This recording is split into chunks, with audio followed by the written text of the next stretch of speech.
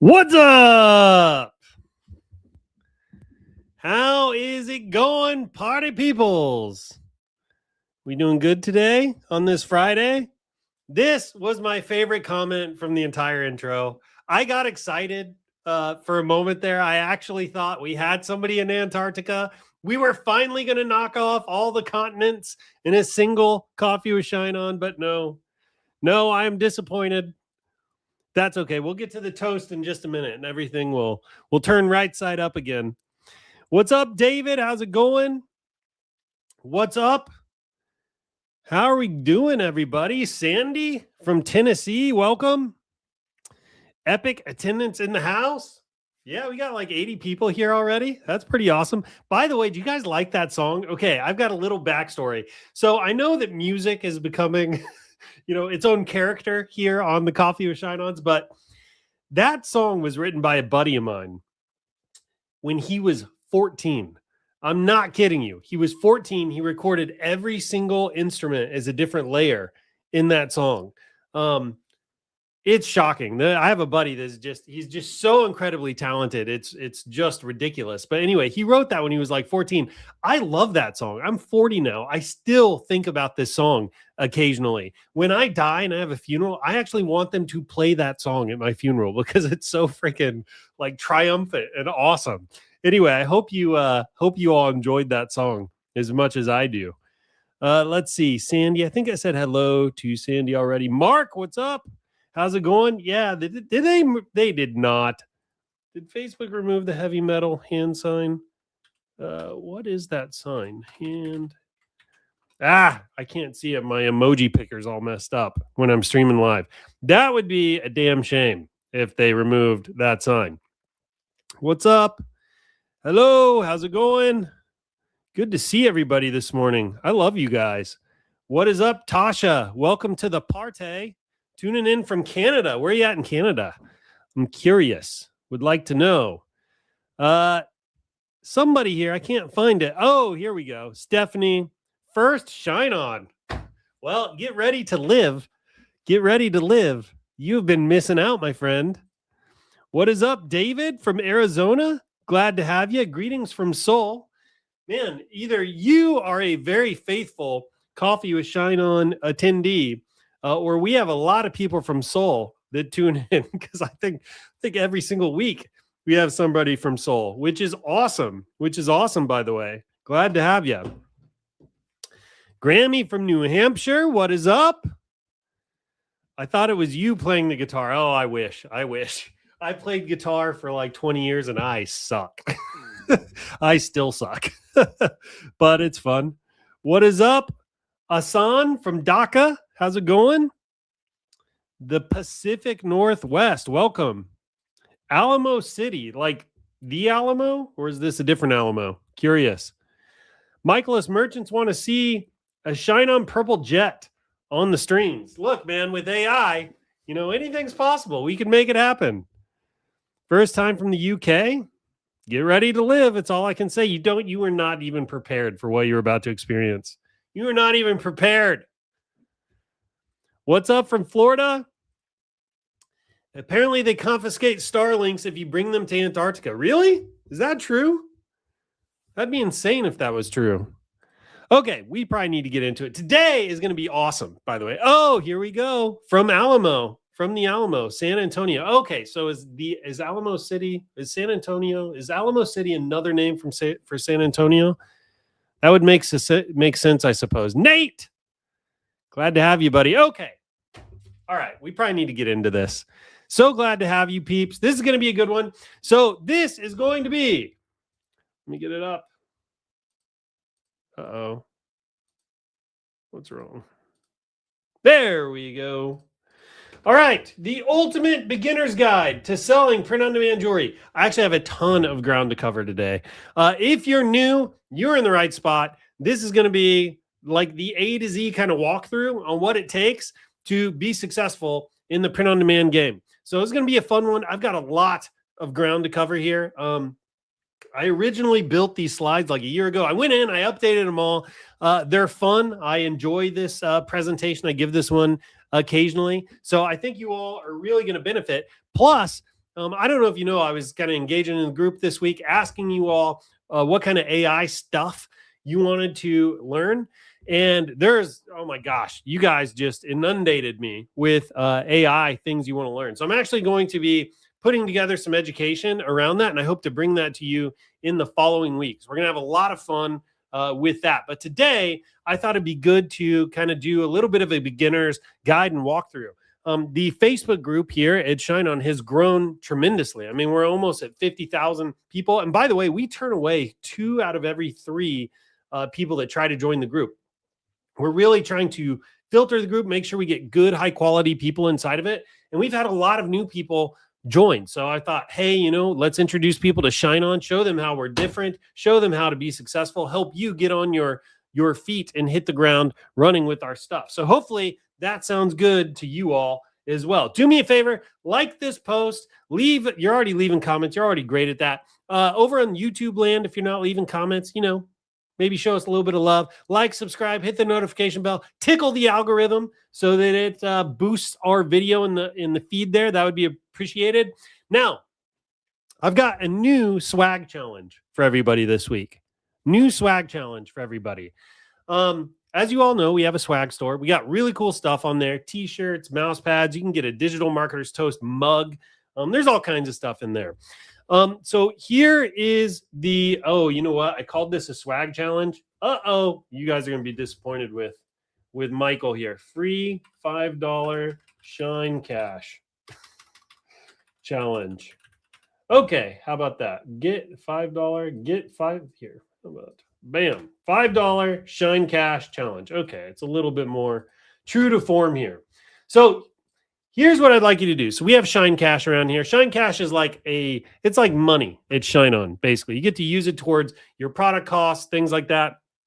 I believe you can even use it towards some of our education material. Don't quote me on that. Check it first. But here's the new challenge, right? Anybody that watches today's live stream and you pick up one nugget, one takeaway, one little thing that you think is going to help you in your journey, I want you to turn around and make a post in our Facebook group, right? I want you to turn around, make a post in the Facebook group where you teach that thing to somebody else, right? So I want you to help, anybody that wasn't here during the live stream, I want you to make a post in the Facebook group talking about your takeaway and how somebody can implement it. Just make that post and we'll give you $5 in Shine Cash. We'll add that to your account, right? It can be a text-based post. Doesn't need to be an image or anything like that. But after today's live stream, go to our Facebook group, drop that post in the comments to help anybody that wasn't here and anybody that didn't benefit from this. We would appreciate it. We'll send you $5 in Shine Cash. We'll add that to your account, right? Does that sound like a deal? Hopefully that sounds like a deal. I would really appreciate that. We'll help the group, help new people in the group and things like that. It'd be great. Okay. Now everybody understands the $5 Shine Cash challenge. Keep going here. If you are brand new and you haven't made your first sale, check out the first sale challenge. This thing, it's $5, guys. It's like the cost of a latte.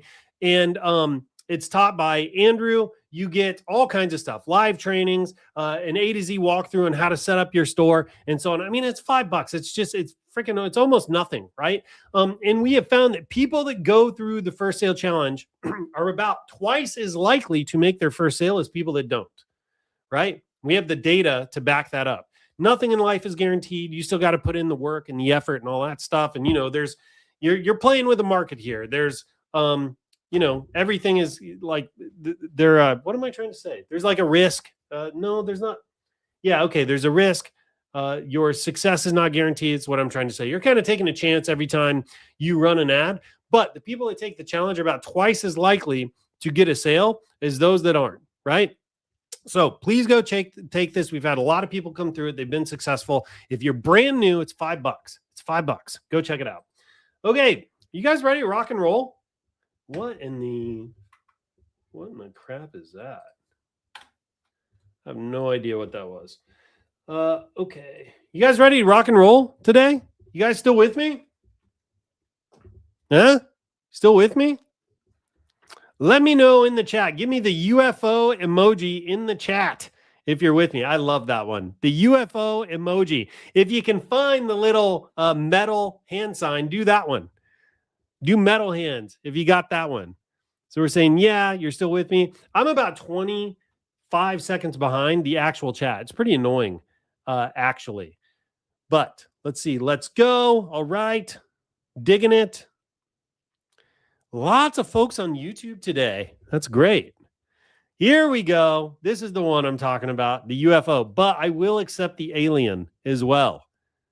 I'll accept the alien as well. Here we go.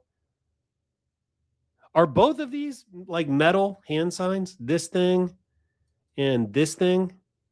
This is like surfs up, isn't it? maybe this is like a surfer sign that I thought was like a metal hand sign. Oh man, I'm turning into a dad. I'm just like a 40-year-old out of touch guy that just works all the time. I'm a dork. I've officially turned into a dork. All right. Is this supposed to be like devil horns or something? Is that the lore behind this? Yeah, I like that one. That's it right there. Extra shine cash for that guy. Okay. All right. You guys rock. Okay. So if you're new here, oh my gosh, you're about to experience something that, few people on the planet have, but everybody at ShineOn has experienced this at least once, right? And this is the thing that sets us apart. You know, you could be watching any live stream, and you could be watching C-SPAN right now. You could be watching CNN. You could be watching any live stream from anybody else. I'm not the smartest e-com guy around. I'm not the smartest entrepreneur around. There are smarter people, but you know what they all lack that I've got? You know what they don't have that I have in spades? I have something called the digital marketer's toast. Now they want this. All of them want that. They write me. They're like, hey, can we borrow this? Could I, get a little bit of the digital marketer's toast? And I'm like, no, man, no. This is the one-stop shop for the digital marketer's toast, right? And the reason I bogard this is because it is special. It is magical. Every time we partake in the digital marketer's toast together, which we will do in just a minute. Don't get antsy now. We will do in just a minute. Every time we partake in this, things get a little bit better. People feel a warmth in their chest. Sometimes they get a little tingly from the top of their head to the bottom of their feet. They feel love rising up inside of them, kind of for ShineOn. But also, what's cool about the people that do the digital marketer's toast is they're more committed, right? Their follow through goes up. They come out of the digital marketer's toast and they're like, man, I just want to take massive action on my e-com store. I want to take massive action and make my dreams come true. I want to put in extraordinary effort so that I no longer have an ordinary life, right? That's the power of the digital marketer's toast. It's like it conjures motivation. It conjures energy straight out of the ether, right? It just downloads it from the universe right inside your chest. There's power in the toast, people. There's power in the toast. Now, we are about to do this. And trust me, as we do this, you're going to feel something change. You're going to get a positive thought, a positive emotion. Something's about to happen here when we do this. In just a couple seconds, we're about to kick it off. But think about this. We have 97 people on this live stream right now. All 97 of you are going to get to partake of this. That's 97 people spread out across the globe. We got Tennessee. We have Seoul, Korea on here. We had someone spoofing us from Antarctica, right? We've had people from Alaska here, from Japan, from China, from Africa, from Southeast Asia. We have people all over the world. All of you are about to lift up a cup at the same time, and we're going to partake of this toast together at the same time. Think of the energy, right? There's a connection about to happen, people. Are you ready? I hope you're a little bit nervous about what's about to happen, because this is going to be powerful and magical. Okay. All right. Here we go. Get ready to have an experience. Raise up your glasses, mugs, bottles, and flasks. Join me now for the digital marketer's toast. Here's to more conversions, more cash, cheaper CPMs and lower CACs, higher CTRs, much higher CVRs to enable ad accounts and big bank accounts, stop sells, down sells, and cross sells, to winning products and repeat sales, and to the thing that everybody knows, the riches are in the niches, but also your email flows. You ready, everybody? Cheers. Drink up. I'm feeling it. I'm feeling it. What are you feeling? What are you feeling right now? Hundreds of lips to cups, drinking a juicy liquid right now. What do you got? Oh, look, Mauricio's got it. Mauricio felt the rush. You guys thought I was making it up, but I am not. I am not.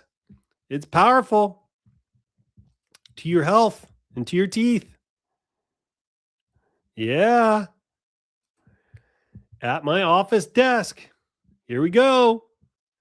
I'm like 20, 25, 30 seconds behind the chat here. What'd you get? Getting the jitters. All right. Yeah, that's what I'm talking about. I kind of got the jitters too. I'm almost done with this whole pot of coffee. If you can't tell, knocked out. Let's do it. Feeling the juice. Feeling the juice. Yeah. Did anybody get any sales? Did anybody get any sales? Those are my favorite ones. Sometimes people's phones will light up and they'll get sales during the toast. Those are my favorite ones. Those are my favorite. All right. Fun. Okay. Now we're going to get into it.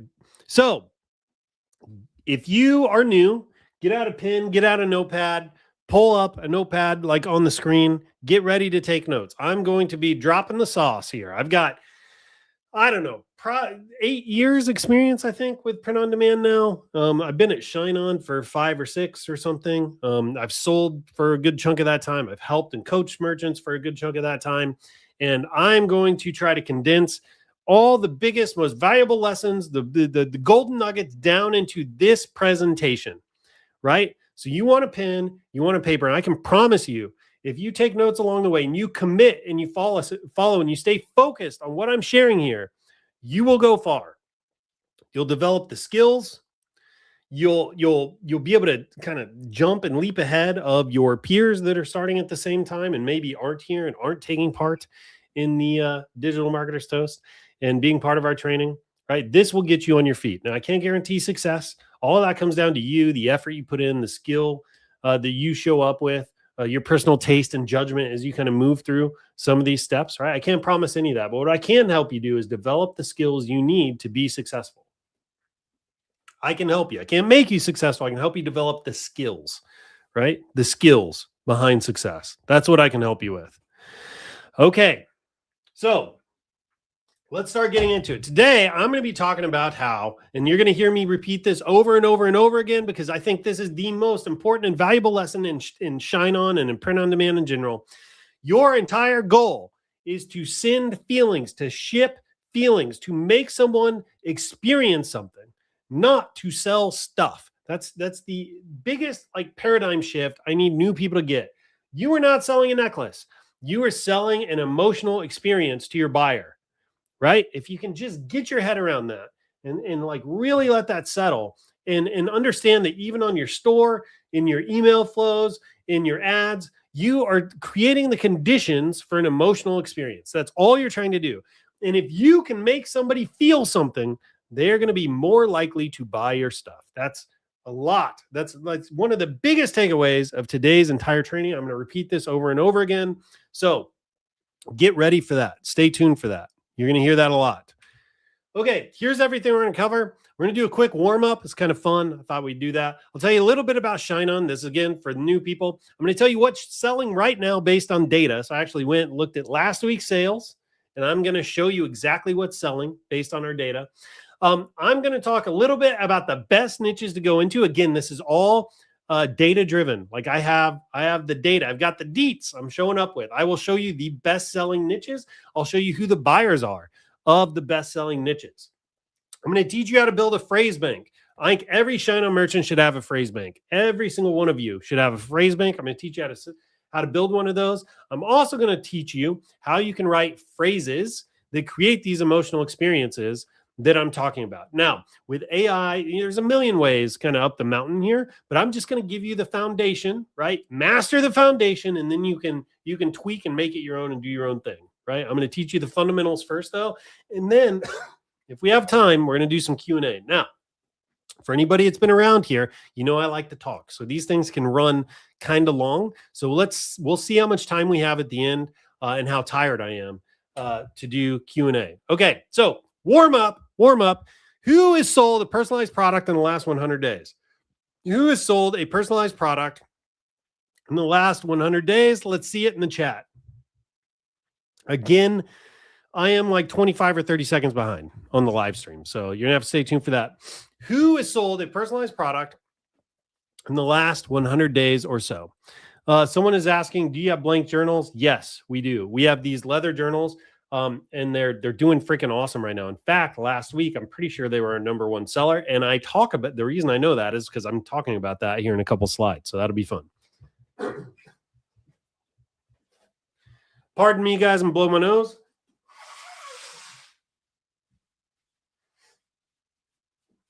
This is a live stream, man. That's how you know it's live. Nothing's edited. Nothing's cut out. Okay, here we go. So Sandy has sold a personalized product in the last 30 days.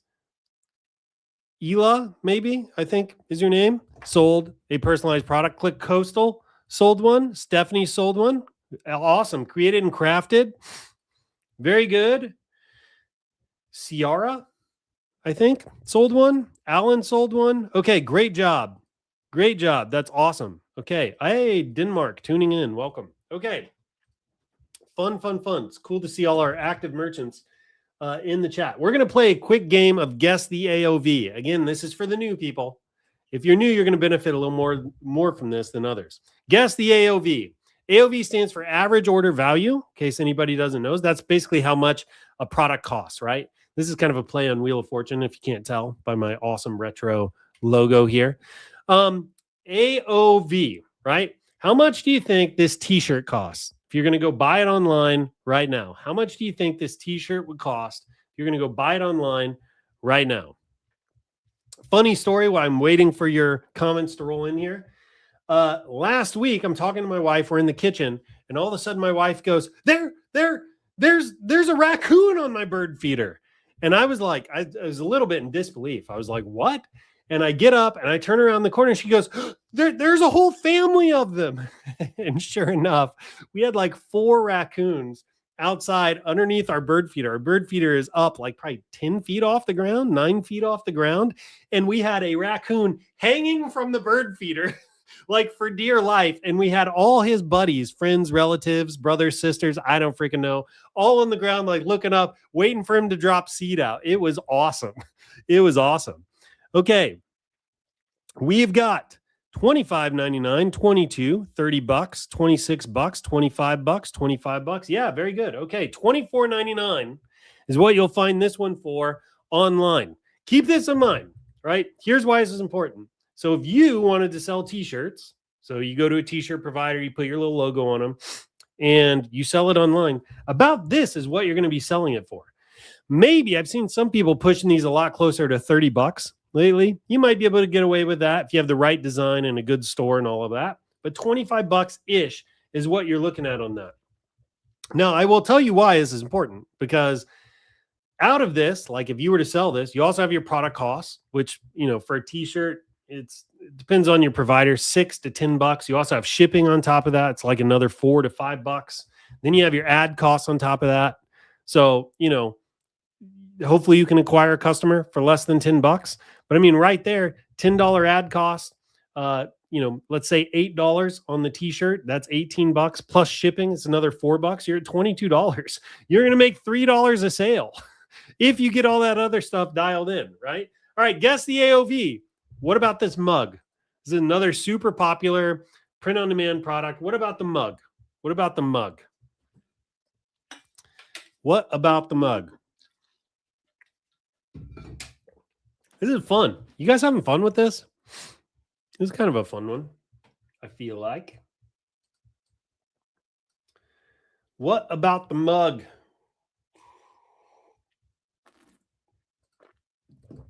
We got 16 on the mug, $3 on Temu. I think that was for the shirt. Yeah, probably. Probably. Of course, it'd show up. It'd be a t-shirt for ants. It'd be like something you could put on a doll. 16, 18, 16, 12. Yeah. So $20 maybe for the standard like 12-ounce mug. I've seen the bigger mugs. What are the bigger ones? 16 ounces maybe, like the big campfire type mugs. I've seen those go for like $22, $24. It's tough world out there. And again, you've got all the same things. You got COGS you got to pay.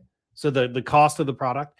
You have the shipping, which is on a mug, I think is more expensive than t-shirts. And then you have to acquire a customer, all for $20. It's a lot, man. It's a lot. Now, contrast. This is a ShineOn product. This is the Forever Love.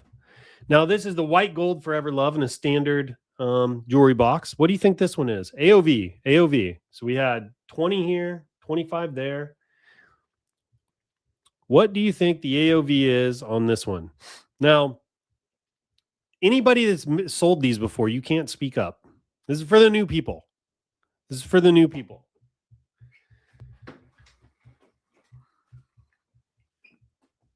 AOV, we got 40. It's a good guess. I've seen this sell at 40 before. Anybody else? I think everybody. 50. Most of you have sold these before. 35. 60. 50. 60. 70. Yeah, okay. So I picked 50. Whoops. But I'm not exaggerating. I've seen this one sell all the way up to 60 before with the standard gift box, like the paper gift box with white gold. I've seen the sell base cost all the way up to 60 before, $59.99.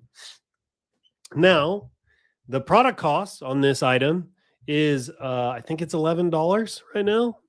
Might be $11.50. Shipping on this is about $6. So you're looking at $17, $18 out of pocket. That means you have $32 now to go acquire a customer. $32 compared to like 10 on each of those. You have 3 times the amount of money to go acquire a customer and still have a little bit of profit left over in your pocket.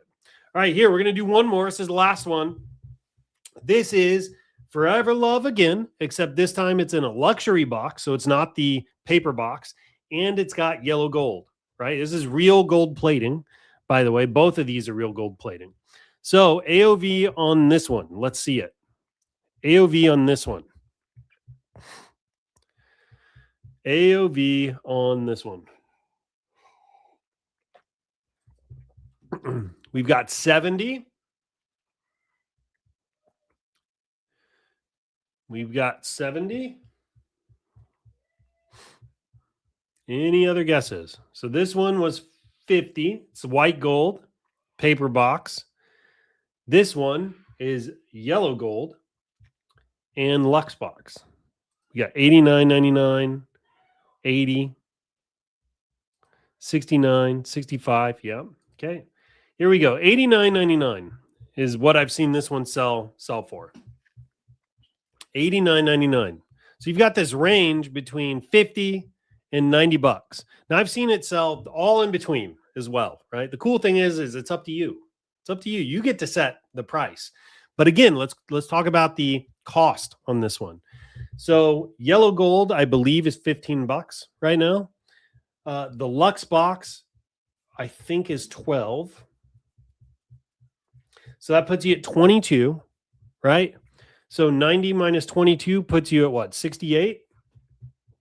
So you have $68 now to go out and acquire a customer. I don't think I added shipping to that. So shipping's, I think it's still $6 even on this. So that puts you at what? $62. So regardless, you end up having like $60 to go out and acquire a customer. And if you can acquire a customer in $60, right, you get to keep the difference, right, between what you can acquire a customer for and what you're selling it for after that. You get to keep the difference. So this is why I'm still so bullish on the jewelry, guys. I'm so freaking bullish here on the jewelry because the AOVs are just so much higher. And that's really important for reasons I'm going to get to in a minute. It's because the cost to advertise has gone up. So the times are changing. It's 2026. Most of the drop shipping videos, most of the print on demand videos you find, they're going to be old. They're going to be from like 2020, 21, 22. Things have changed since then. When most people think of print on demand, you typically think of products like this, right? Here's why ShineOn, I feel, is so different. Think of t-shirts, you think of hats, you think of mugs, right? But every year, it's getting harder and harder to make those work because all those costs I'm talking about. Plus, your cost to advertise. Facebook has a metric called CPM. This is what you pay to reach 1,000 people with a Facebook ad, right? So CPM, I think it stands for cost per milieu. Milieu, I believe, is like a French word that means 1,000.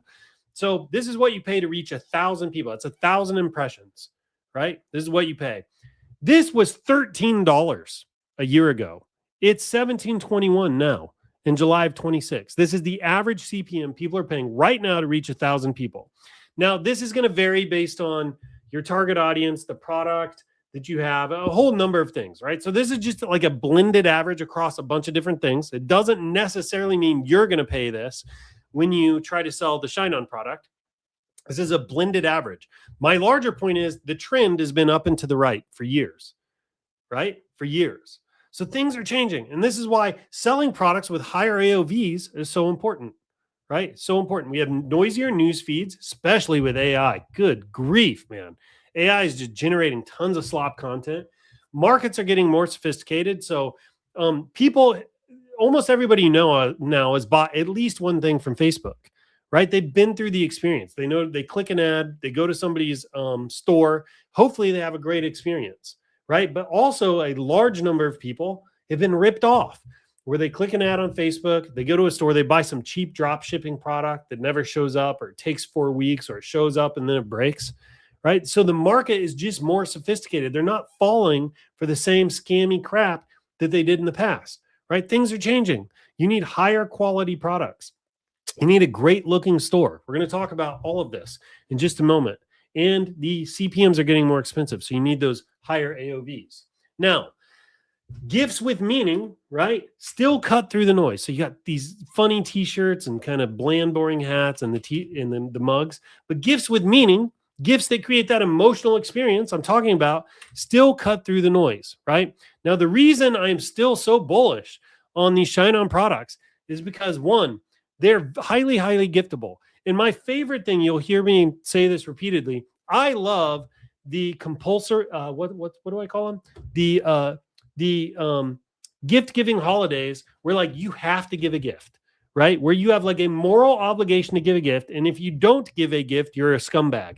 I love those holidays. Okay. So Christmas is a great one. Like if you are a human being in a country that celebrates Christmas and you have a job, you are like morally obligated to give other people gifts. There's just no way around it. And if you don't, people will judge you. It's just including your own family. It's just kind of how it is. Now, I love that. It's great for ShineOn merchants because you're selling a product that does amazing during these gift giving holidays. We have basically taken greeting cards, which greeting cards have been like perennial bestsellers since they showed up on shelves like 100 years ago. We're taking greeting cards. And then we're taking jewelry, which, people have been wearing jewelry for like tens of thousands of years. I mean, I think they've even found Neanderthals buried with like fishbone earrings and stuff, right? So you're taking jewelry, perennial bestseller, greeting cards, perennial bestseller. You're putting them together in what is essentially greeting card jewelry, right? So it's highly, highly giftable. It works incredibly well during Christmas, Mother's Day, birthdays, anniversaries, all these holidays. It does incredibly well, right? You get to personalize them. There's some specificity to it. You can say to my mom, from your son, from your daughter, to my daughter, from your dad, to my wife, from your husband, and speed to publish. And this is one of my favorite things. You can test phrases and design super freaking fast, right? It's print on demand, so you don't have to buy your own inventory. You don't have to ship this out of your garage. You don't have to do any of that stuff. We handle all of that for you, right? All you got to do is come up with the phrases and the designs, right? And now with AI, even that is being taken care of for you. So I'm so bullish on the greeting card jewelry for the holidays. Now, I think you should jump right over and run away from commodity t-shirts and mugs. The guys, like you're just racing towards the floor with these products. You should run away from novelty items. Anything that doesn't solve a problem or create an exciting emotional experience for somebody is just a losing game in the long run, in my opinion. And I would also stay away from anything that's like over customized. Now, I want to be a little careful here. I am not opposed to personalized items. In fact, I think they're fun, they're interesting, they're unique. But if you're new, sometimes this can be a barrier to getting started. Like if you see this, yes, they're cool, and I know you may have an inkling to go sell them, but the setup on these is actually relatively difficult. So I would not chase, especially if you're new, commodity teas and mugs, novelty items, or over-customized products. Now, I'm going to tell you a little bit about ShineOn. I'll try to make this quick because most of you guys already know about this. Don't get me wrong, all that other stuff, they're great products, but at ShineOn, I believe that emotion drives conversion, right? I keep telling you this. Emotion drives conversion, and there is no print-on-demand product that creates a better emotional experience than our greeting card jewelry. There is no other print-on-demand product. I challenge you to find me one that creates a better emotional experience than our print-on-demand jewelry. Emotion drives conversion. Our products create that emotion, right? And that's why I think, especially if you're new, you should be selling these products. I believe that the print-on-demand jewelry, these greeting card jewelry items, these are your shortcut product to help you build the skills, build a solid store, and hopefully get your first results in the print-on-demand space. The idea here is that you want to create an emotional experience that makes somebody cry so that they buy, right?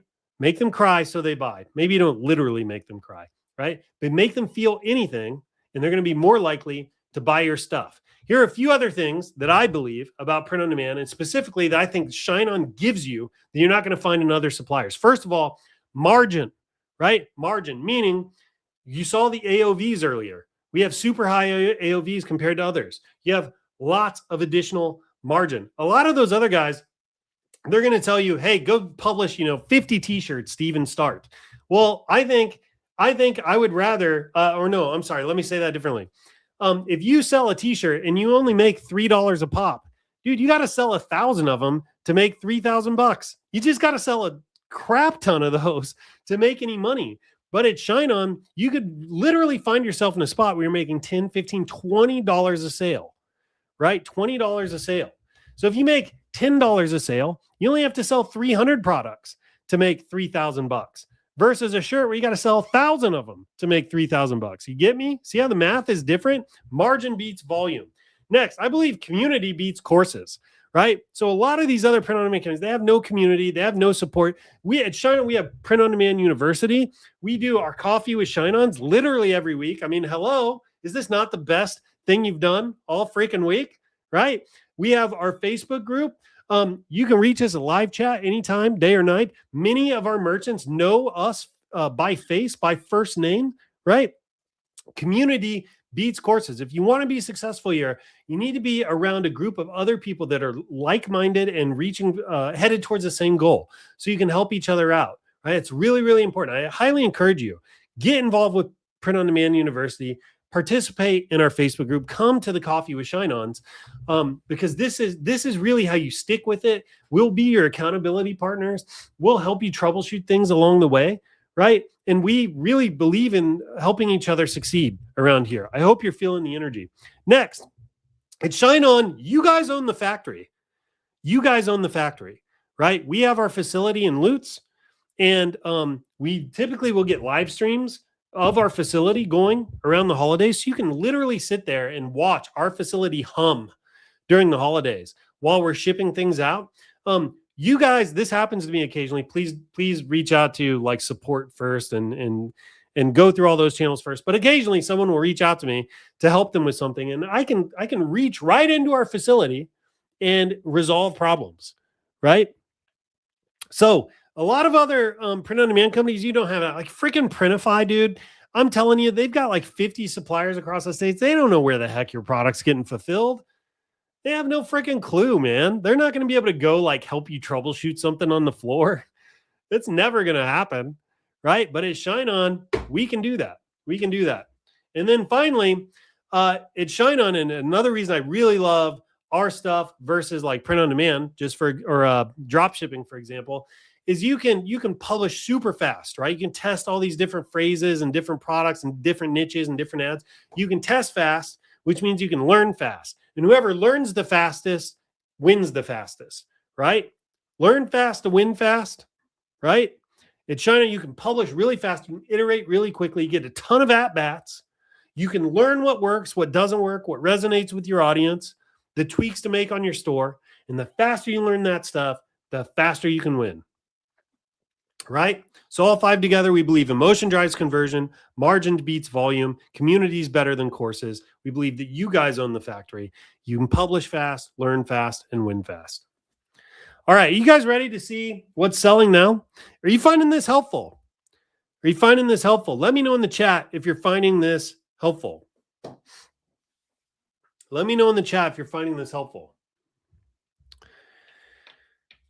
And also let me know if you're ready to see what's selling right now, because that's next, baby. Let me know.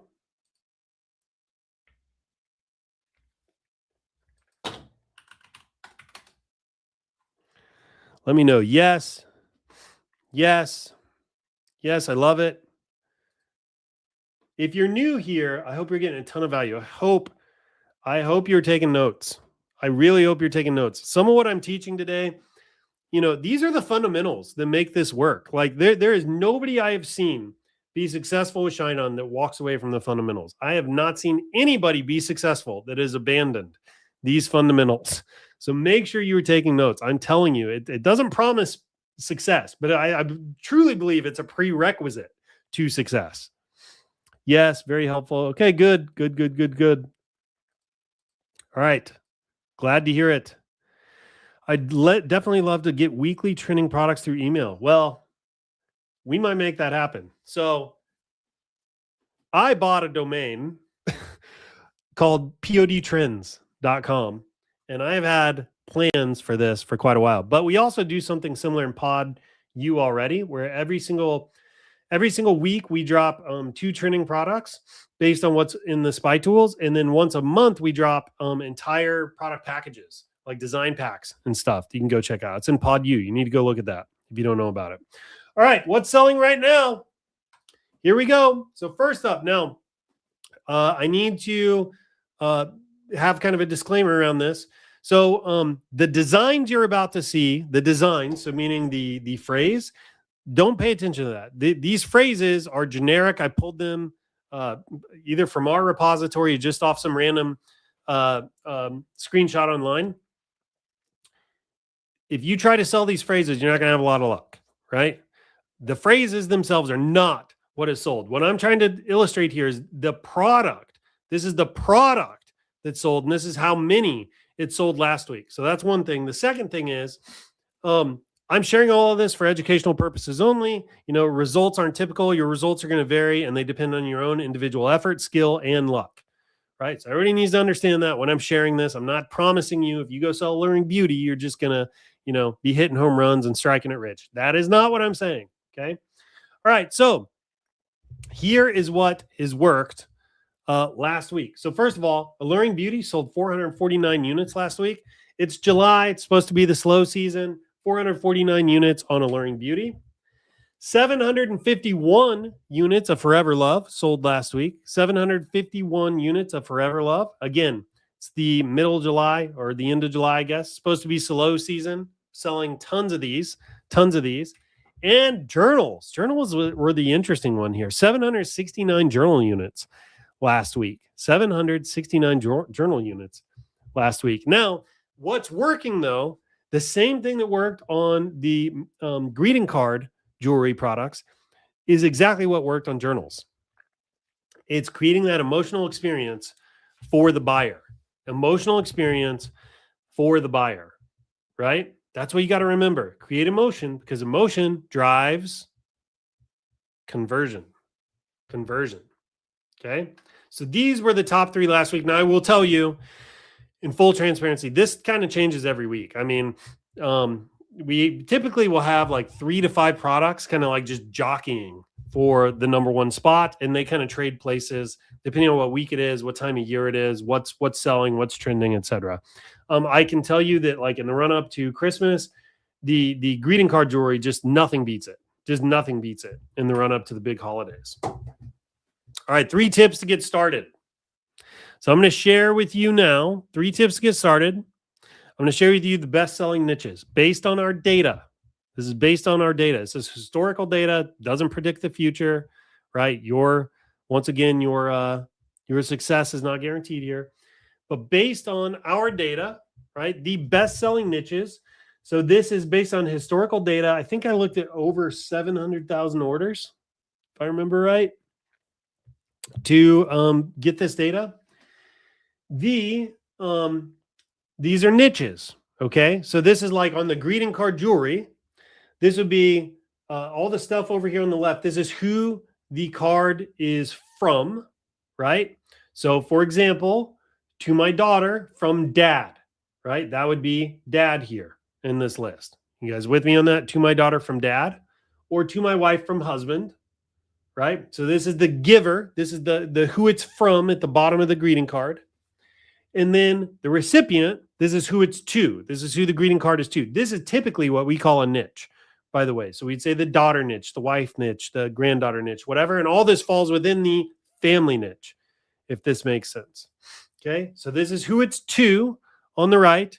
This is who it's from on the left. Okay, so let's go over the data. The top givers are dads. Dads are the top givers. So after analyzing all these message cards, dads across, I think it was like 700,000 orders, dads were the number one giver. Next up were husbands. Husbands were the second giver. And you can see here, I mean, just look at them. First of all, they're the entire lion's share of the order. And these two are almost tied, if you think about it. So it's dads and husbands primarily giving the gift. And who are they giving the gift to? Daughters and wives. And you have granddaughters. Daughters, wives, and granddaughters, right? So here's why this is really important. When you're creating your store and you're running your ads and you're thinking about who is your buyer, who's the buyer you're targeting with your ads, with your products, who, like when someone comes and they check out on your store, like who's that person going to be? This tells you the overwhelming majority of the buyers of these products are men. This is a paradoxical thing about the greeting card jewelry. The overwhelming majority of the buyers are men. And this is something that most people never expect. I think what happens, I think a lot of people go jewelry and they assume that the buyer of the jewelry are female. But it's just not the case. The overwhelming majority of the buyers for these products are men. They're husbands and they're dads. And they're sometimes grandpas. The overwhelming majority of the buyers, husbands, dads, and grandpas. This makes sense when you think about it. I'm not going to go down a rabbit hole here because I think we're going to be pushing for time as it is. But there is a logic to this that makes sense. But that's something you need to know when you're thinking about your store, your ads, and the products you're creating. You are creating products that men, dads, and husbands and grandpas are going to be buying primarily for the special women in their lives. Their daughters, their wives, their granddaughters. Right? That's not to say that other niches can't work. That's honestly not what I'm saying. I'm just trying to show you where the bulk of the sales seem to be happening. This one's huge. It's why I'm pausing here. It's a paradox. Most people don't expect this. And knowing this it makes a huge difference. Now, I will tell you, my all-time favorite niche at ShineOn is the to my wife niche. For one, I'm a husband, so it's like a niche I can kind of relate to. I am now the dad of a daughter, so that's one I'm starting to resonate with as well. But just as a husband, I can see how some of the phrases and stuff like can resonate with people. I can see why someone would reach for a gift like this for their spouse. The other thing is I can kind of get in the buyer's shoes a little bit. And I know what it's like to be, staring down the barrel of Christmas where like you need to get a gift and you forgot that Christmas was even, coming until like December 15th or something. I've been there, guys.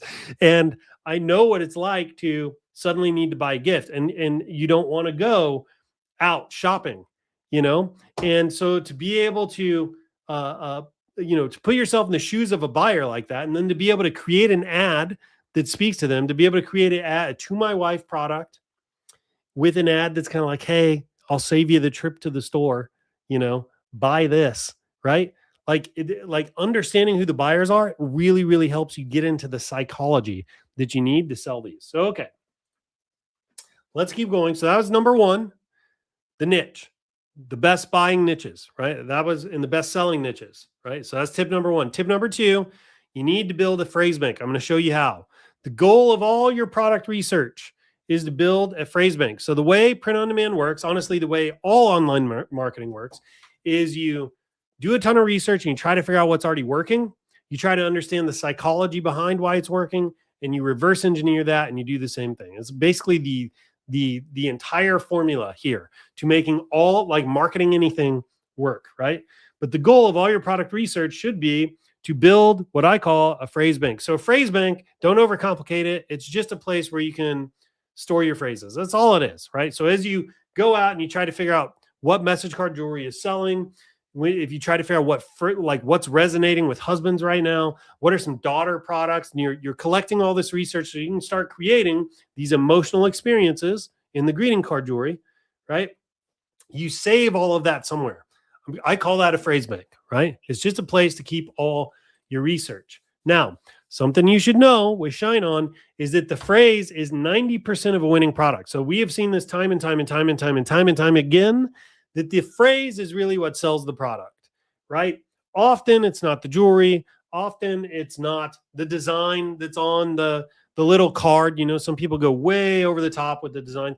Usually it's not that. Usually it's the phrase.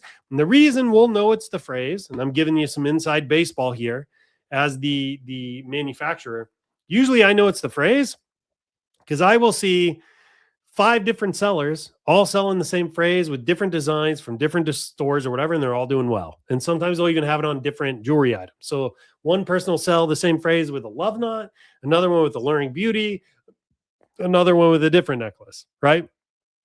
And the common thing between all of them that are making sales will end up being the phrase. I've seen this over and over and over and over and over again. I am convinced, I will die on this hill, the phrase is 90% of the product. So your goal in all your testing and your research is to find the winning phrases. Find the winning phrases and then see if you can make them work. You have to move this. You have to move this to make this, right? Again, this is the takeaway from one of the biggest takeaways from today's entire session. You create emotion. Emotion drives conversion. Make them cry so that they'll buy. Move them in their heart so you can make cash, right? That's kind of the idea. Again, success is not guaranteed. I'm sharing this for educational purposes. This requires skill, effort, some luck. Your results are going to vary, right?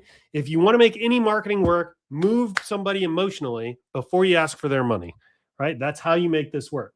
Any emotion is fair game. Sadness, you can make them do happy tears. You can make them laugh. You can make them get angry. You can make them fall in love or feel romantic or whatever the heck it is. Anger and sadness, negative emotions really do work, right? Sadness, here's one. The grief niche is huge. The remembrance niche, where I wish I had an example of it, but like we see a lot of people selling dog tags where one side of the dog tag will be a printed image of somebody that's passed away. And then on the back will be like a I love you forever, and it'll have their lifespan on it. We sell boatloads of those things at different times a year. It's sadness, guys. You're making someone get in touch with their grief and their memory of somebody they used to love, but they will buy. You gave them an emotional experience and they'll buy. Anger. You see this one on t-shirts all the time, right? Just think of political t-shirts. I'm not going to, just put Trump's face on a t-shirt with and make it say #winning underneath. You'll sell boatloads of those because, there's a whole subset of society that wants to provoke, their neighbors and friends or whatever. And like, they'll happily buy those. By the way, I'm not left, right, up, down. I'm not doing any of that right now. I'm literally just using an example because I know Trump's a little bit of a polarizing figure, right? So it's an easy one to pick on, but you could do this with people on the left side of the aisle, the right side of the aisle, anything you wanted. But, that's why anger works. It works really well on t-shirts. It's because if you can provoke somebody, if you can make them feel angry, they're just more likely to buy stuff, right? So if they cry, they buy. If they feel it's real, it's the phrase that pays. These are some sayings we have around here to help us remember how important it is to create these emotional experiences. If they cry, they'll buy. If they feel it's real, it's the phrase that pays. Are all you guys with me? Is everybody with me? Let me know in the chat right now if you are with me. Let me know right now if you're with me. Yes, Tasha. Tasha is with me. Marvin, dude, you are such a faithful viewer. This guy, guys, you are in the presence of a legend. You're in the presence of a legend. Marvin has got to be one of the best print-on-demand sellers, one of the best print-on-demand sellers on the entire planet, and that is no exaggeration. I have seen his sales. This guy is a beast. Thank you for tuning in, buddy. I feel honored to have your eyeballs and ears on. I'm starting to get nervous. You're making me nervous, man. What's up? Okay, viral. Yes, yes, yes. I'm with you, Max. Thank you. I'm with you. I'm with you. Okay, loving it. Okay, good. I hope you're learning. I hope you're taking notes. Remember, if you want the $5 in Shine Cash, you got to write down your biggest takeaway from today's session. Then you got to go into the group and make a post teaching that to somebody else. By the way, the best way to retain any of this is to teach it. So I'm actually helping you. You should be giving me the $5. But no, we're not going to do. We're generous around here. I'll give you $5 in Shine Cash if you do that. So make sure you're taking notes. Okay, let's go. All right. So the goal is to build a phrase bank. Now you know what you're looking for. You got to move people emotionally, and you need to research what's working in your niche. Here are all the places you can get ideas. You've got Pinterest, Google Shopping, Hallmark. If you do anything at Hallmark, make sure it is not copyrighted, right? Amazon, Google Trends, Etsy. This is Google Images, eBay, Facebook, AdSpy, Shopify. You can search for other Shopify stores. A little ninja trick to do that. One thing you need to keep in mind, I think, you know what, I'll save it. I've got kind of a tip related to the phrases. I have a spot here later. I'll be able to get to it. So, okay, I'm going to sit tight with that. Here's where you can do your research. Here's how you want to do the research. Go to Pinterest or any of these other places I just showed you, and you're going to type in your niche into the search engine, if there's a search engine. Look, you're going to have to adapt this method to whatever platform you go to. So if your niche is daughter, the daughter niche, remember that was one of the best-selling niches, you would go to Pinterest, for example, and you type something like to my daughter quotes, to my daughter memes, even to my daughter letters, all this stuff, to my daughter. What you're going to do is you're going to look for phrases that repeat, right? Look for phrases that repeat. This is how you find signal in the noise. Because if you look, I type to my daughter, there's just tons of stuff, man. And you could just scroll forever looking at to my daughter stuff. What you're looking for are phrases that repeat, because when they repeat, that tells you they're resonating and that they're popular and things like that, right? Now, I can't really read these. They're too freaking tiny, but that's the takeaway here, right? All three of these I circled, they were the same when I took the screenshot, right? So out of all these designs, you've got three phrases here that tend to repeat. That tells you there's signal here and it's probably worth testing, okay? Doesn't mean it's automatic winner. It just means it's worth testing. On Etsy, you kind of can do the same thing. Type in the to my, you can type greeting cards, necklaces, you can change this up however you want. Then you can look around at bestsellers. And I will tell you, Etsy is a weird one. Sometimes these bestseller tags like mean something. Sometimes they don't. Like, they're constantly testing this. One of the things they do now, though, is you can actually see intent. So if you click into the Etsy listing, sometimes it'll tell you how many people searched for it, how many people added to cart, how many people bought it in the last 24 hours. So use that as your signal. Another thing you can do is you can go into the stores. Again, Etsy's constantly changing things, but sometimes they'll show you reviews for just that product. And if the reviews for that product are recent, sometimes that is kind of a tip of the hat. They're like, hey, this thing's selling. So based on the platform, you kind of got to dig a little deeper. But again, your goal is to find like relevant, recent signal that this particular thing is a good phrase, right? And that's when you take it to your phrase bank. Okay, here's how you could do it on Google Images. Same thing. Here are some examples of phrases that have worked well. This is with a tool called AdSpy. AdSpy is kind of expensive. I think it's like $100 a month. This doesn't mean you need AdSpy to make it work. I'm just trying to help you understand how to spot the signal and all the noise, right? By the way, if you spend any time like shopping, like if you go to your competitor Shopify stores or Shopify stores where they're selling similar like products in your niche, Facebook will pixel you, and over time they'll start serving you up ads on a platter, right? And because they'll start you'll fool Facebook basically into thinking you're a buyer. And as it serves you up ads on a platter, pay attention to the social signals on the ads, the likes, comments, and shares. And that will often tell you how well that particular ad, phrase, design, whatever is doing. And then you may have an opportunity to test it, right? So here are some examples from AdSpy of ads for print-on-demand products that are probably worth a test. So this one here, this would be great on greeting card jewelry, even though it's a canvas. That's okay. You can take phrases from other products and test them on the greeting card jewelry. When we get to the end of our lives together, the house we had, the cars we drove, the things we possessed won't matter. What will matter is I had you and you had me. Oh, it's very sweet. And it's personalized, right? You can add names here, and it looks like it's got an anniversary date or something like that. But here's where you know this one's working. 151,000 likes, 10,900 comments, 34,000 shares, right? This one probably sold a couple times, 1, 2, 3 of these at least. Here's kind of another example. This is kind of a dog, and it's a dog remembrance thing. Remember I told you sad works? Well, you can rarely make someone more sad than to remind them of a pet that they just lost, right? But this one worked really well. 140,000 likes, 10,900 comments, 28,000 shares. Here's another one, provocative, kind of. Remember who the you are, right? It's kind of provocative. It's maybe it's empowering. It's probably going to land on people a little bit differently. And it's the bracelet with the this message here: 100,000 likes, 11,200 comments, 26,900 shares.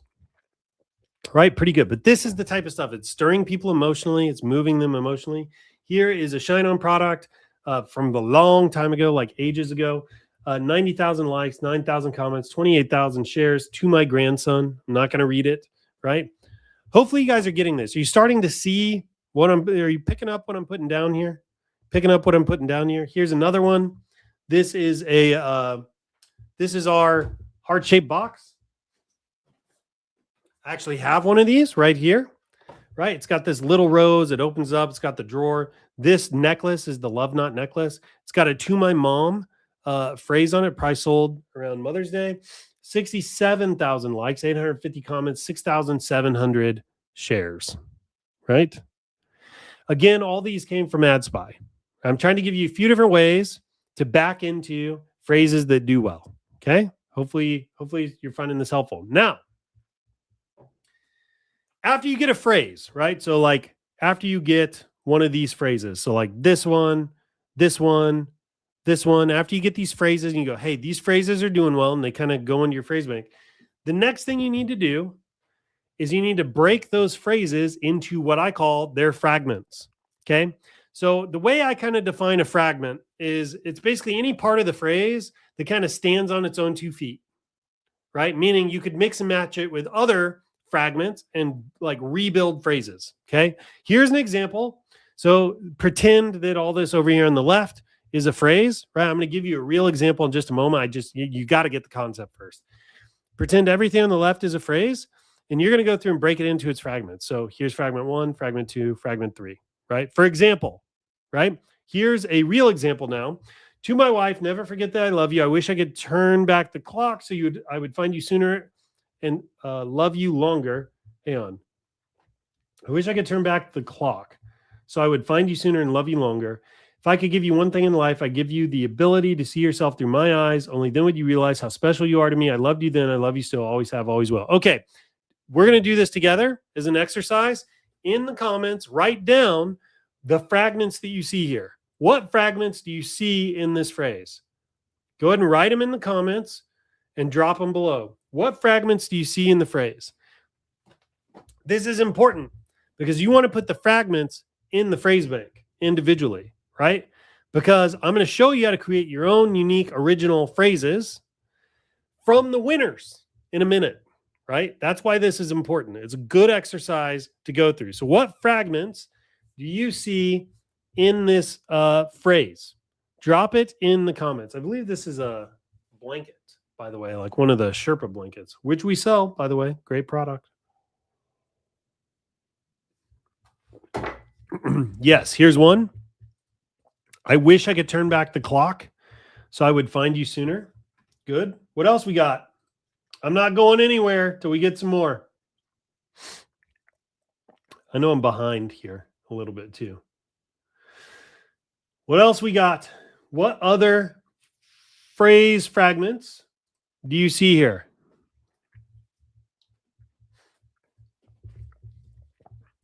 The highlighted words. So I love you, the clock, so I would find you sooner, longer ability. I love you, then I love you still. Yeah. I loved you, then I love you still. It's a perfect one. Yep. Any others? Wow. Why are we so quiet? To my wife? Yeah, that actually could work. If I could give you one thing in life, I'd give you the ability to see yourself through my eyes. I loved you then, I love you still. Okay, great. You're getting the hang of it. Here we go.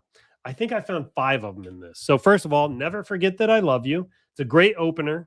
You can switch up almost anything that comes after that and make it work. I wish I could turn back the clock so I could find you sooner and love you longer.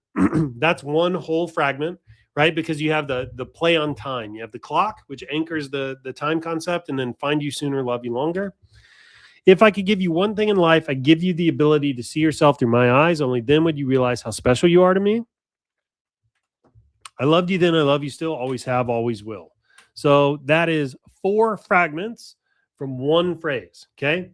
And then that's what goes in the phrase bank.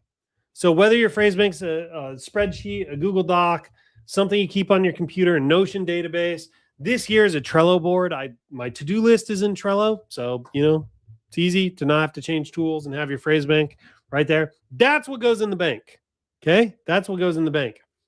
Now I'm going to show you how to take all of this and then write phrases that move people emotionally, right? Because emotion drives what?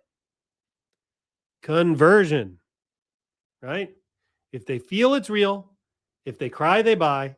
It's the phrase that pays, right? So now, how do we write these phrases that move people emotionally so they're more likely to buy? Again, success isn't guaranteed. Your mileage is going to vary, all that stuff. So every message card product that I've basically ever seen sell follows the greeting card format, okay? So it always opens with who it's to my wife, to my daughter, whatever. Then you've got the lovey-dovey phrase. This is the thing that moves people emotionally. And then, and this one is kind of optional. I see this one on some, I see it not on others, is the who it's from, right? So every message, like greeting card jewelry product I've seen sell really well, definitely has the first two, the who it's to, and then the lovey-dovey phrase. And some of them occasionally have who it's from, right? So greeting card format, who it's to, the phrase, who it's from, okay?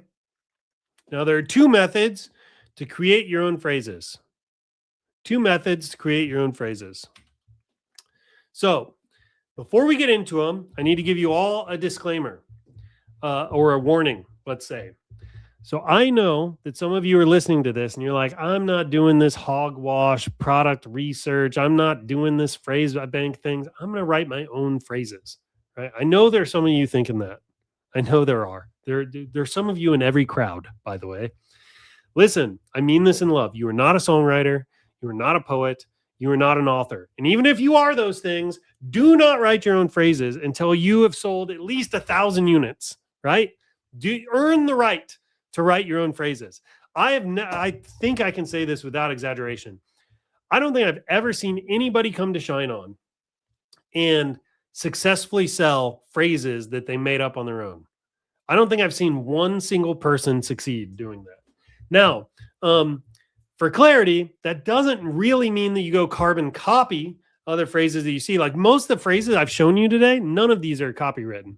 They're all like just fair game, kind of in the public domain. You can't even trace the phrases down to their source, right? Because it's like they're just kind of in the popular culture, if that makes sense.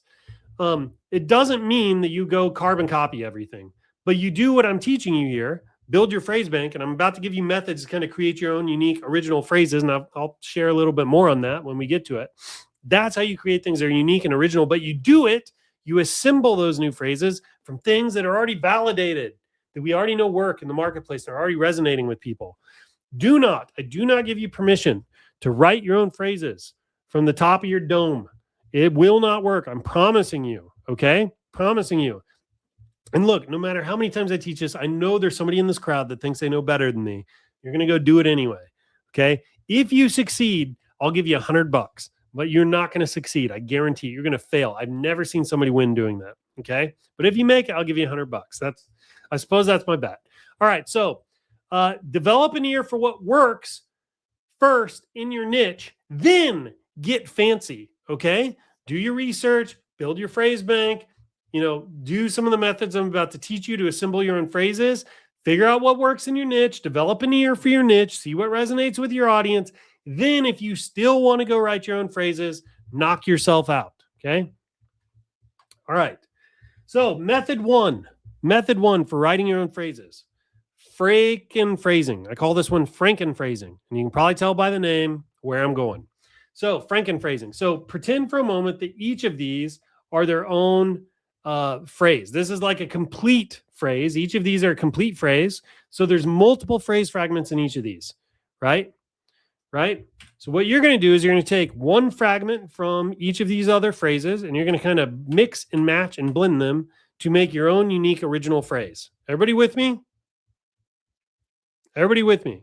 By the way, this should be super simple if you build your phrase bank the way I'm teaching you, because all that's in your phrase bank should be the phrase fragments. So then you can just grab the little fragments, like little ingredients of a recipe, and you're a chef, and you get to make your own dish, right?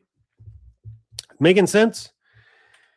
Okay, so that's method one. Pretty easy. Frankenphrasing. Method two. Call this one phrase flipping. You got Frankenphrasing. Now we got phrase flipping. Okay. So you can do phrase flipping a few different ways. So the way this originated many long years ago was you would take a phrase and you'd basically you'd try to rewrite the phrase while preserving its intent, right? So basically you'd take a phrase and you kind of study it and you try to figure out why the phrase worked. Is it the opener? Was it the punchline? Did it rhyme? You tried to kind of figure it out and try to understand why it worked. Then you would rewrite that phrase while trying to preserve the things about it that made it work, but to change everything else, right? And you would do that over and over and over again, 7, 9, 10 times. And it's kind of like the telephone game, except with the phrase and you're only playing with yourself. And it just evolves over time. And before you know it, on your 5th or 6th rewrite, you have something new, unique, and original. And if you did it right, it's still kind of got that emotional resonance that the original had, but you can never trace it back, right? Because you went through this process. This is how you used to do it, okay? But now there's this thing, I don't know if you've heard about it. It's called ChatGPT. If you haven't heard about it, it's pretty freaking cool. You should go check it out. ChatGPT can do all of this for you now, right? So I'm going to give you an example.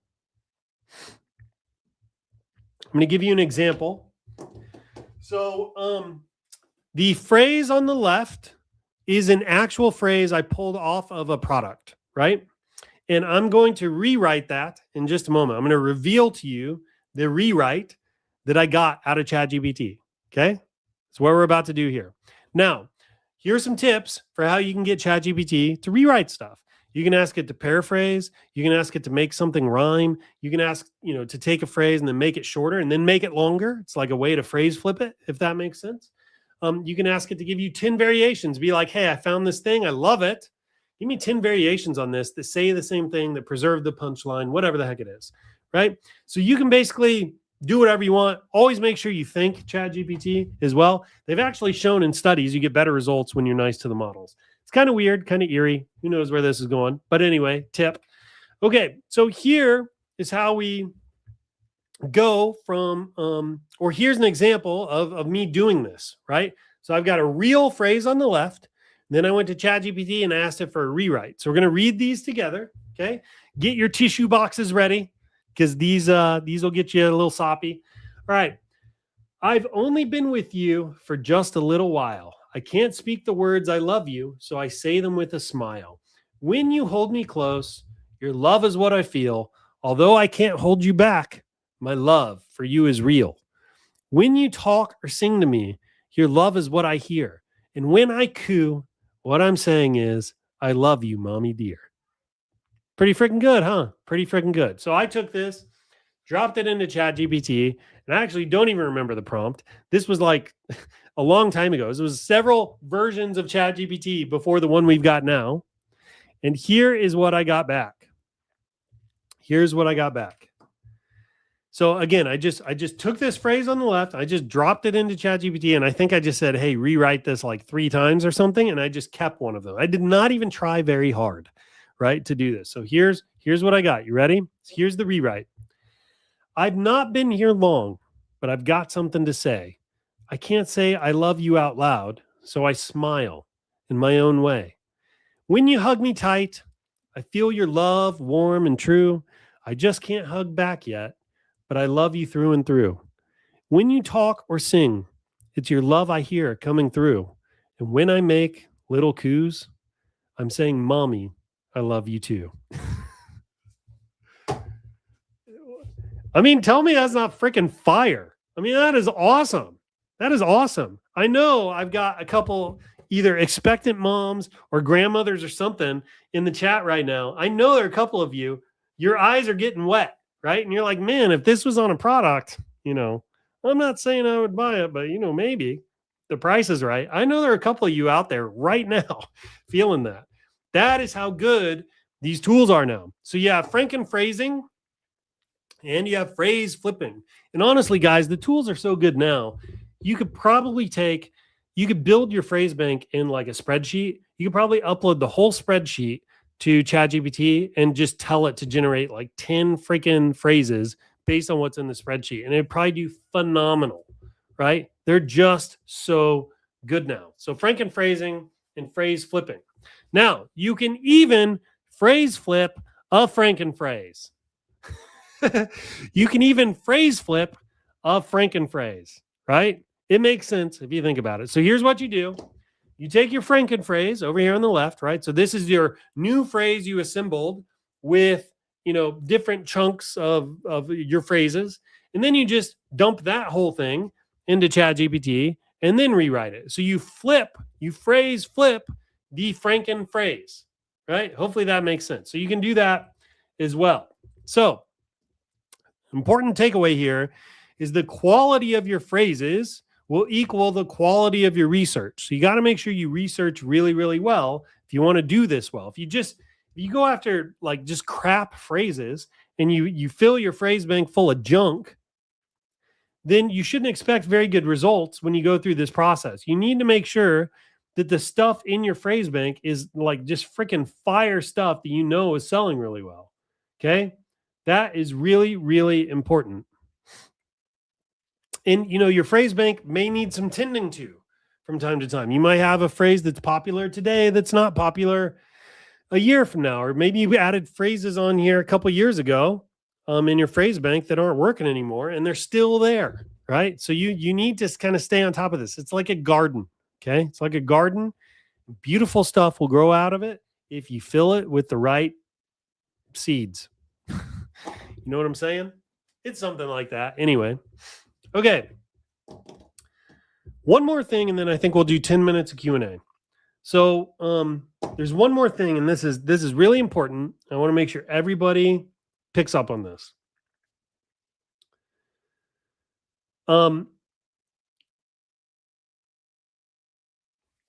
It's good. Look, if you can, it's good to try to sprinkle something new into the phrase. Now, I want to be super clear about what I'm saying. I am not saying I am not saying rewrite or write your own original phrases. I'm not saying that, guys. Please do not. Nobody has permission to go write your own phrases. Okay.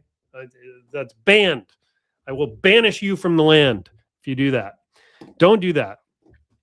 But it's not an awful idea to see if like you can take, like if you Frankenphrase something together, it's not an awful idea to see if you can find like a new way to say the hook or the punchline or something like that. So you preserve like 80% of the phrase is original.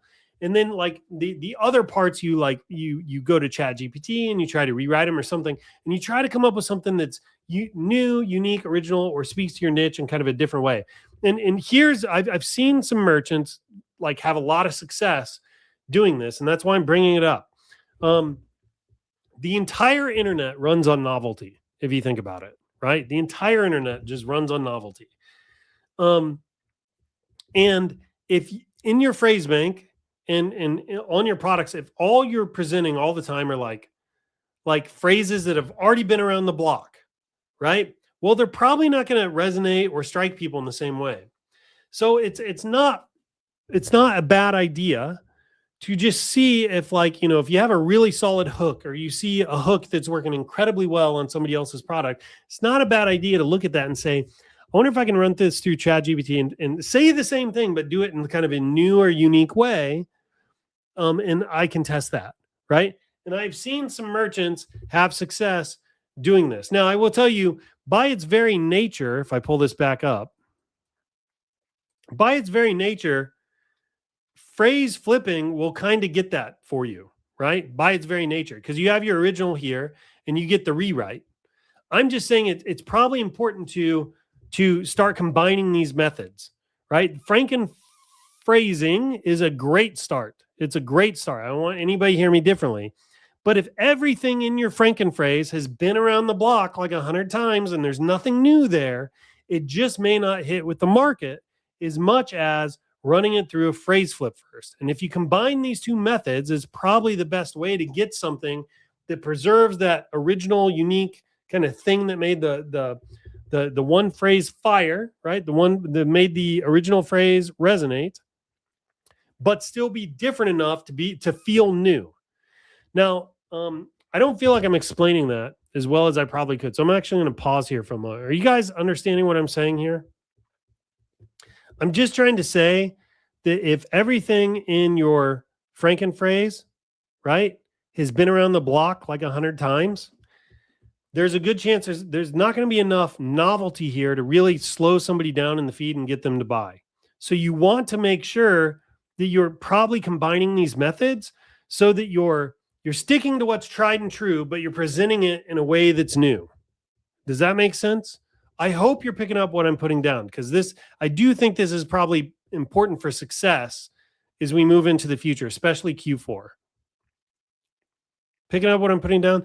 The other thing that's great is, man, if you get a phrase that's got a little bit of novelty in it and it works, you have the whole market yourself. Like, no one's copying you, right? But if you think about it, like, I've been teaching Frankenphrasing now for forever. And I'm not even sure I invented it. Like, I don't think I stole it from anybody, but it wasn't that hard to think my way into this. I'm sure there's a lot of other people doing similar things.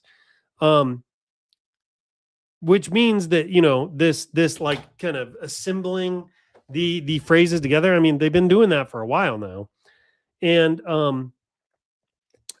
you might be hard pressed to find a unique variation that hasn't been around the block. But if you sprinkle in the phrase flipping, you will. You almost get it by default, if that makes sense. Okay. Anyway, sounds like everybody's getting it, and it wasn't just me. So I will stop belaboring the point. Someone asked me to show this again. Screenshot this really quick. By the way, this is a video. You're going to be able to go back and pause it and pull this up. These aren't really, I suppose they're prompts. Okay, let's do a little Q&A. I'm going to give you about 10 minutes. 10 minutes of Q&A. Let them rip. Let them rip. 10 minutes of Q&A. Let them rip. Fun story, since I'm 30 seconds behind you guys. I have a MacBook Pro that's pretty beefy because I edit video like you're watching here. And last Friday night, about 9:30 at night, I tipped this water mug over like this onto my keyboard. And I got I poured about 6 ounces, I estimate about 6 ounces of water directly onto the keyboard of my MacBook Pro. And I panicked. I grabbed my MacBook Pro and I immediately lifted it up above my head so it was upside down. I got water dripping down on my head and stuff. And I powered it off. I like held down the power button to power cycle that thing as fast as I freaking could. Got the power off. I'm holding it up. My wife comes over. She helps me. She dries it up with like a towel. I take it downstairs upside down, put it on like these little container things I had, run a fan on it all night long. Next thing, early morning, I run into Micro Center. It's a repair place we got around here. And I tell them I have to wait in line to be seen by somebody. And the guy in front of me has a MacBook. And he walks up to the counter and he opens it up and he goes, "Hey, I poured a soda on the keyboard last night and now it won't power on at all." And I thought, oh crap, like I'm screwed. This is literally, I was just like, this thing is dead. And I'm scared to hit the power button because power and electricity and water don't do well together. So I'm just like, man, I am so screwed here. So I get up to the counter. I go, "Look, this might be dead. I don't want to try turning it on because if there's any type of water intrusion or damage or anything wet still, and I turn it on and electricity hits it, I'm going to be in a world of hurt." So I said, "Here's what I want you to do. Open it up, disconnect the power, remove all the parts, let this thing air dry. Then I want you to inspect it for water damage and call me." And the next day I get a call and they did it. And they looked it all over. They said they could not find any water intrusion at all. Now I'm telling you, when I lifted this thing above my head, I watched water run out of the fan. Okay. So like, I know for a fact that there was water down in all the parts, if that makes sense. There's water streaks still on my monitor. And they said they could not find any water intrusion at all. And I was just like, holy cow, I dodged a bullet. So, okay, now your questions are coming through. Let's do this. What if we have had listings in our shop with the message cards? Is it a good idea to change out the card periodically? It kind of depends on the shop. I usually don't. I usually just add new ones and keep testing. But again, it depends on the shop because like I'm talking about a Shopify store I'm running meta ads to. In that case, I almost don't care if the store gets several hundred listings on it. Like it's got to get kind of cluttered before I'm going to go through and comb stuff out because I know that the highest leverage thing I can do is test and find my winner and then drive a crap ton of traffic into the winner. And then sometimes people will shop around my store and buy other stuff on their way to checkout, right? But if you have an Etsy store, the rules could be different because, for example, Etsy keeps track of conversion rates, and like how well your store is converting matters. Like it becomes a determining factor in like where you land in the algorithm and in the search results. And they keep track of not just how well a product listing converts, but how well your overall store converts. So in that case, getting rid of the losers is not a bad practice, right? So again, it kind of depends on your situation. Is it a good idea to have a product and offer a choice of message cards? Mom, daughter. Yeah. So I would always do like family niche type stores. And then I would cover a lot of different relationships. I just know that the dad to daughter and the husband to wife tends to do the best. So like that's where 80% of my time goes. Is there any way we could upload our designs and choose for different products instead of uploading the message card every time you go to a new product? I am almost certain we have that. Tammy, if you're watching, can you speak up? I'm almost certain we literally launched that like 4 or 5 months ago. I'm going to see if I can log in quickly and easily. I don't know if I can, though. I'm almost certain we do that already, where we made it now so you can upload a design, and then the design's like in a library, and you can you can then launch other products from that design. Yeah, I can't get in right now. I have a goofy account, guys, because I'm like a power admin, and it takes a while for my account to load. So pretty sure we have that. Rice works on phones. Don't know about computers. Yeah, Apple said not to use Rice, but the Micro Center guy said to use it. So I don't know. It was a great session today. Need an exclusive Facebook campaign session. Yeah, for how to run the meta ads. I've got a couple that we've done in the past. If you go look at Nate, my interview with Nate and my interview with Chris Blair, both of those, there were great tips on how to set up your meta ads. Also, if you go into PodU in the advanced walkthroughs, we've got some walkthroughs on that. In fact, I'll screen share and I'll show you real quick. And then we will probably move to wrap this up because I think we're kind of through all the questions anyway. So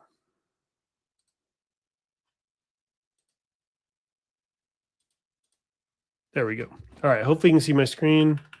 Trying to make that bigger. So over here on the left, if you go to advanced walkthroughs, down here, you have the $5 filter method from Chris. And he teaches you how to test ads for $5. And he still uses this method. It's great. Mario also has his own testing method called the M25, which is good. It's taught in 2 different places here inside the advanced walkthrough with a little different twist on each of them.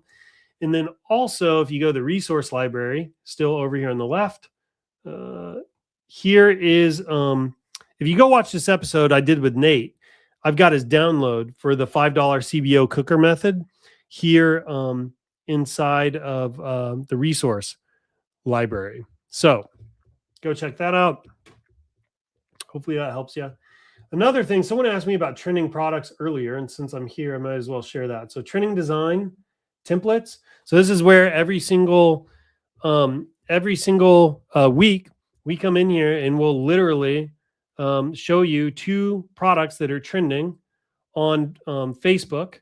And we also give you the Canva links of the designs. So it's like 2 free designs that are based on trending products. And then we also have the monthly design packs where every month we give you a whole bunch of design packs for free. All inside of POD University. A lot of people don't know about those perks. Super high value. You should check it out. Okay, I'm going to move to wrap this up. Remember, if you want $5 in Shine Cash, $5 in Shine Cash, write down your number 1 takeaway from today's session. And then I want you to go into the Facebook group, write up a post on what the takeaway was, and basically just teach it. Share it as value to somebody else in case somebody missed this session. Just give them that value. Drop it in the Facebook group. Everybody that does that will get $5 in Shine Cash. All right, everybody. Hope you enjoyed today's session. It was a fun one. I loved it. I'm glad you got to see me. Hope you have a great weekend. Till next time, happy selling. See you later. Goodbye.